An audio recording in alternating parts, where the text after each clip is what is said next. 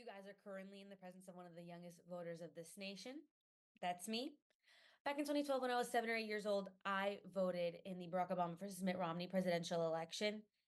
It might have been a mock election run by my elementary school, but it was an election and a vote nonetheless. Hi, my name is Nina Galvon, and the purpose of this presentation is to emphasize that reflecting on your beliefs and your civic identity is important in maintaining your civic engagement. Understanding what you participated in and how you choose to get involved shapes your civic identity. And I will do so by discussing what civic engagement means to me, how I get involved, as well as my goals for the future. I would first like to mention that civic engagement has not had one particular definition throughout my life. As my little introduction might suggest, it has been very politically based. I've always been taught that voting is really the main and only way to really get civically involved. On top of having to vote in elections in the United States, I'm also required to vote in the presidential elections in Brazil, being a citizen. So voting has always just been a constant thing in my life. However, this class has taught me that civic engagement is a much broader concept, which does involve political involvement, like voting and in the decision-making process, but it also involves volunteering. Back in high school and all throughout high school, I volunteered at a nonprofit organization called Flamingo Gardens in my hometown, which is a wildlife sanctuary and botanical garden. On top of that, I have also volunteered with a dear friend of mine's nonprofit organization called Forza Stefano, which helps raise funds and awareness for kids with cancer through water polo events and tournaments and merchandise. On top of volunteering, you also have skill building, improving your ability to interact with others can improve the basis of the entire community.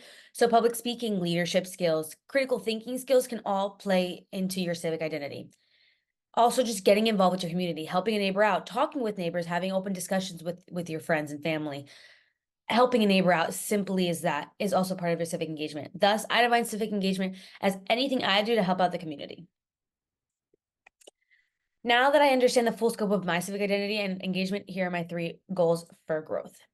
First goal is to just round out my civic identity. I want to check off all the little boxes on my checklist. So I do want to be politically involved. I do want to vote in elections. I do want to continue volunteering in any sort of way. I would love to improve my skill building in particular, my public speaking, and hopefully this class can bring that for me. I will also really want to partake more in open and honest discussions about issues that matter to me with friends, family, peers.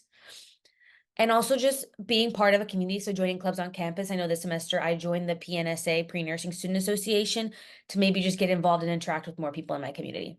Secondly, I want to complete more service hours without believing getting anything in return. To graduate high school, I had to complete 40 service hours. I know everybody else had to complete a certain amount of hours. To get bright futures, I know we all had to make 100 hours, and I got even more than that just to be considered to get into college. I want to do I want to participate in volunteering for the community and not for myself. Lastly, I want to be an informed and educated voter. I am not very politically knowledgeable. It is not my strong suit. So in specific, I would like for presidential elections for me to truly understand the 2 candidates that I'm picking between and not have an empty vote. I want my vote to matter and mean something to me. So I have taken you all on my journey through my civic identity discovery, from it being politically all-encompassing to me understanding how truly ubiquitous it is, and also discuss my goals for the future, like getting involved on campus, joining clubs, mentor G&V, all that jazz. And hopefully, as this is my first year that I can vote in the presidential election, my first official vote, I will be an informed voter. And looking back at second grader me, I know she'd be smiling knowing this full circle moment is finally happening for her.